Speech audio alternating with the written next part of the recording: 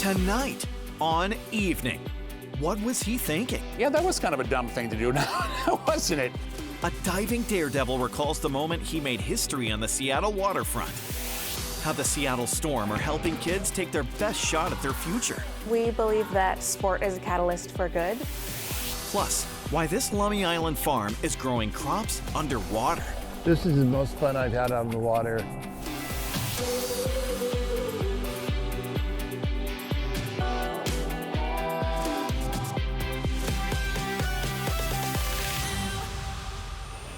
Hey everyone, Jim Dever here, high above Lake Washington, thanks to our friends at Kenmore Air. You know, in 34 years in this job, I have flown with Kenmore Air to destinations all across the Puget Sound. Now, I don't know if you heard, but this is my last full week on the job, so it's great to get up one more time. This is a trip you can take too. It's easy to hop on one, get a good bird's eye view of the neighborhood, and it's fun, especially if you've never done it before. Kenmore Air has 5 unique scenic flight experiences, including Seattle, the South Sound, and Mount Rainier. It's a great way to get acquainted with our region and with the magic of seaplane travel.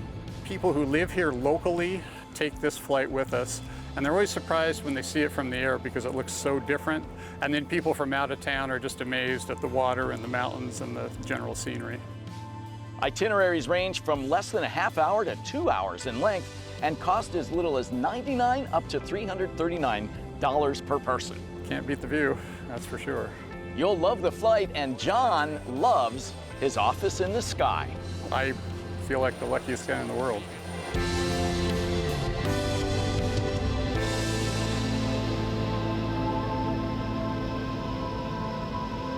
Oh man, what a magical experience, especially on a beautiful spring day like this. In fact, every flight I've ever taken with Kenmore Air over the last 3 decades has been fantastic. I think you'll enjoy it too.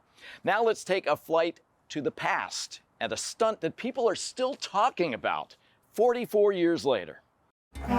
Paul Dudley's life is a pleasure cruise. Good time too, Spirit of Seattle, 19. The professional photographer and captain for Seattle's Argosy Cruises knows how to get attention. Because guess what? We've got motorboats, tugboats, powerboats, speedboats, police boats. My first summer here was 1978 as a sidewalk barker. Land ho! And I'm sorry, I had to do that. The kids Paul ferries to Vashon Island's Camp South and the oncology camp Good Times, where he's a longtime volunteer, call him by his camp name, Moose Lips. I get to wear my real uniform, which is tie-dye and a cape. But one summer day 4 decades ago, 1981. Paul almost bit off more than his moose lips could chew. Yeah, that was kind of a dumb thing to do now, wasn't it? It was for a waterfront event called Almost Anything Goes Day. Greased salmon relay, oyster toss, survival suit races. That day was always so much fun. Paul borrowed a sightseeing helicopter and had the pilot fly it out over Elliott Bay. Started circling over to Waterfront Park. At an altitude of around 65 feet, twice the height of the tallest of Olympic diving platforms, he made the leap. It's almost like you're weightless even though you're anything but. And a somersault for all to see. 1.5, hit the water, and I was like, I didn't even hurt myself. I should have gone higher. Seems like it shouldn't even be legal, right? It says no swimming it posted it at the park. They didn't say no doing a 1.5 out of a helicopter. So I technically did break the law when I was swimming from the splash zone to the side of the pier. These are the only known photos of the stunt, snapped by Paul's friend, John Toby. Moose Lips lived to dive another day, which he's done for years. The adrenaline of just flying through the air is the funnest thing. He's taken flight from boats and piers. Salt water actually is really good for your hair. Call him Captain Courageous or just plain crazy. Paul Dudley has taken life for a dive, and he wouldn't want it any other way. And it's just so much fun. Moose Lips is famous for another reason. He collects thousands and thousands of Twinkies from the kids that he ferries back and forth to camp, and they use them as props and prizes all week long. Now let's head on over to Whatcom County, where they're growing crops underwater. Are we lucky or what? We live in paradise. It's an area that has been feeding souls for centuries. We're on Lummi Island. This is Lego Bay.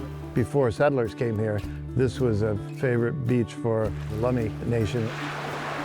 Now, longtime Lummi resident Riley Starks has teamed up with others to produce a crop that's new to commercial farming in our area.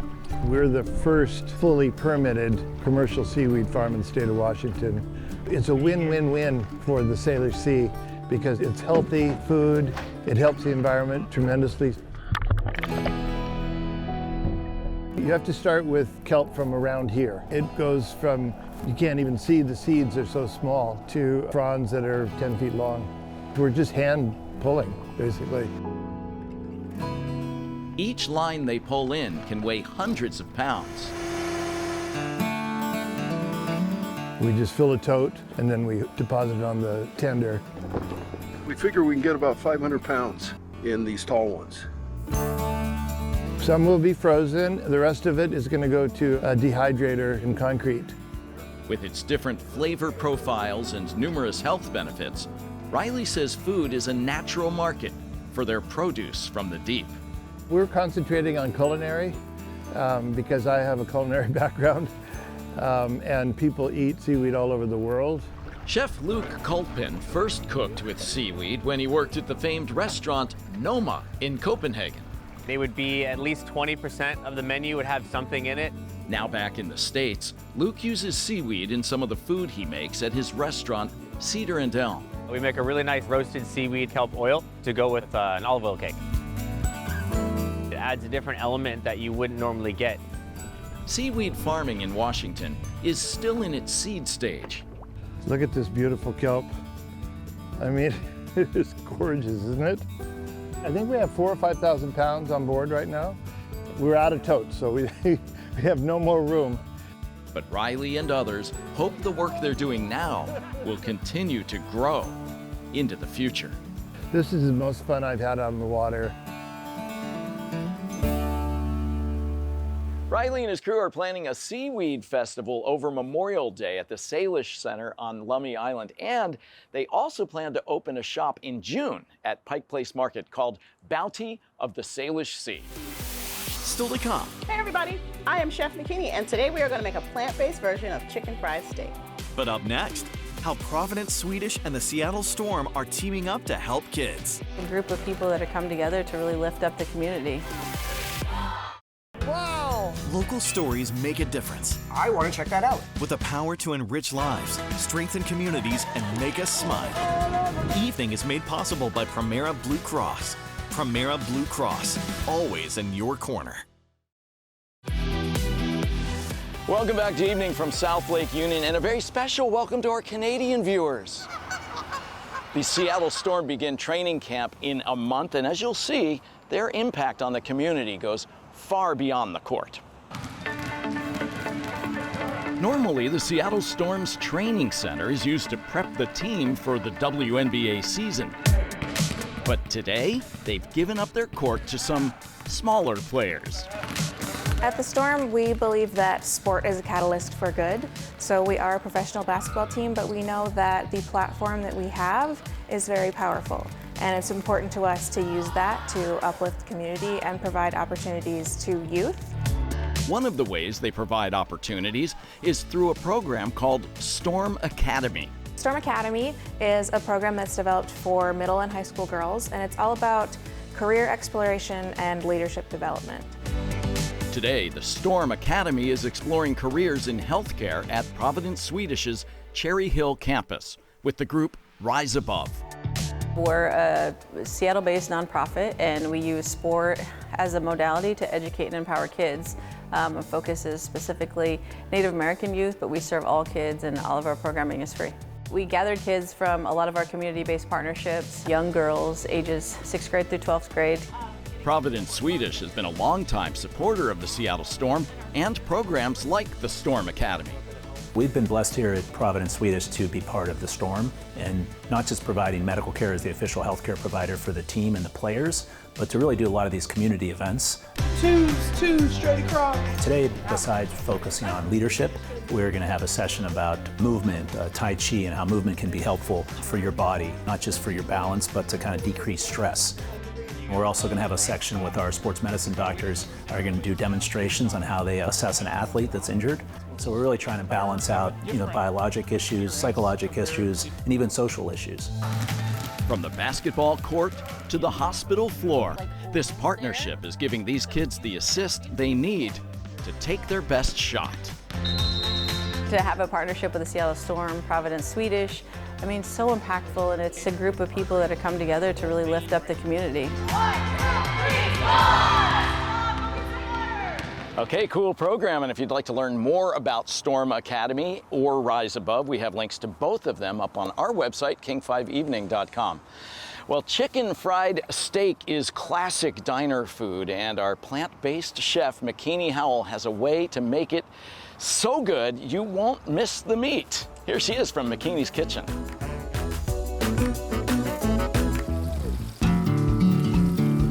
Hey everybody, chicken fried steak is a Southern classic, and today we're going to make a plant-based version that is just as tasty. Instead of the beef, I'm going to use a plant protein called seitan. It's available in your local grocer, or you can buy it online. Now I'm going to dredge. I'm using a plant-based milk. My breading is just a simple black pepper, flour breading. A little garlic, a little salt and pepper. Make it really simple. Don't stress yourself. You're gonna get a lot of breading stuck to your fingers, so I'm gonna wash my hands really quick. Now I'm using a shallow pan to fry, and when you drop it in, it's still hot oil, so drop it in away from you. And you wanna work a little bit quickly because you don't want one piece to fry that far ahead of the other. Okay, everybody looks happy right now. While that's working, I'm gonna melt my butter for my gravy. And I wanna melt it down until it's like an oil.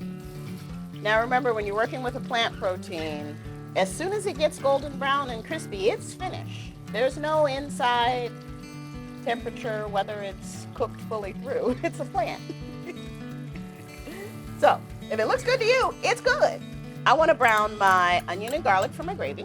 I'm going to make a classic white sausage gravy. And for my sausage, I'm going to use this Impossible plant sausage. I think it'll be yummy. Okay, so these look done to me. All right, that looks delicious. Nice and brown. I'm gonna pull my sausage out now that my oil is nice and flavored. So I'm adding the flour for the roux. This is the base of the gravy, and it's what's gonna make it gravy. This smells really good.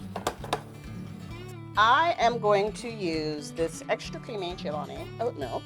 Chobani. I don't know how you say him, but it's delicious. So I like this because it's creamy and it's really close to a traditional milk. I've got a little bit of salt and pepper and onion powder.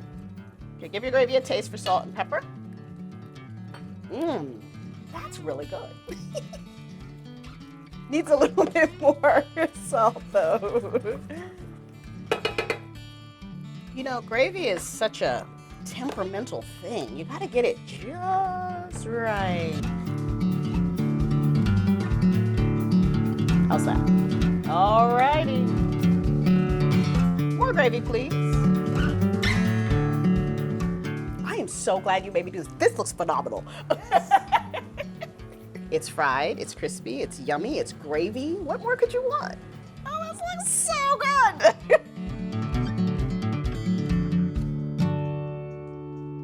Did that look good or what? And relax, it's vegetarian food. McKeany's chicken fried steak recipe is on our website, king5evening.com. After the break, Would you like to buy some? No, why would I want to buy the Seahawks memorabilia? take a look back at some of Jim Devers' best Seahawk moments behind enemy lines. Welcome back to Evening from South Lake Union. My last day on this show is coming up just a few days from now, and it has me feeling very nostalgic about some heartwarming moments from the past, like all the times that I've flown to the towns of our opponents and harassed their fans ruthlessly before major Seahawks games. It seems like only yesterday.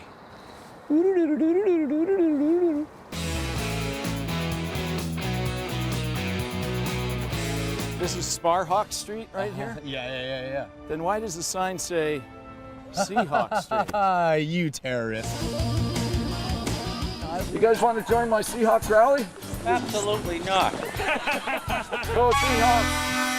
Go Seahawks! Go Seahawks! Your snowball is deflated! Get your Seahawks souvenirs. Seahawks souvenirs, folks. Seahawks suck. Get your Seattle Seahawks merchandise. He's in the wrong place, isn't he? Souvenirs right here. I think that's a no. 12 spears! Yes, I will get back at you. You're supposed to be more polite than that in the Midwest. Sign the petition. Hello, would you like to sign our petition to build a Seahawks sculpture in Minnesota? It's going to be built out of gold, probably, but this is just a rough mock-up. What is a Seahawk? It's a victorious bird. It eats Vikings. We can make this dream come true if we all work together. That's dumb. I am Hawkbot, Seahawks superfan robot of the future. I say C, you say Hawks, C.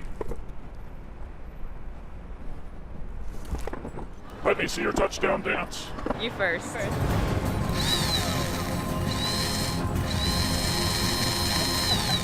Never going to make it. Never going to make it. Punch it in. Punch it in. Don't leave me hanging. I'm all right. No panic. I'm all right.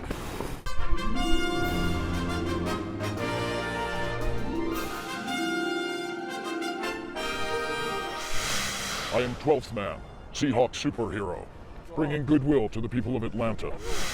They're a little tight, but that's why they call them tights. Tight. Because they're tight.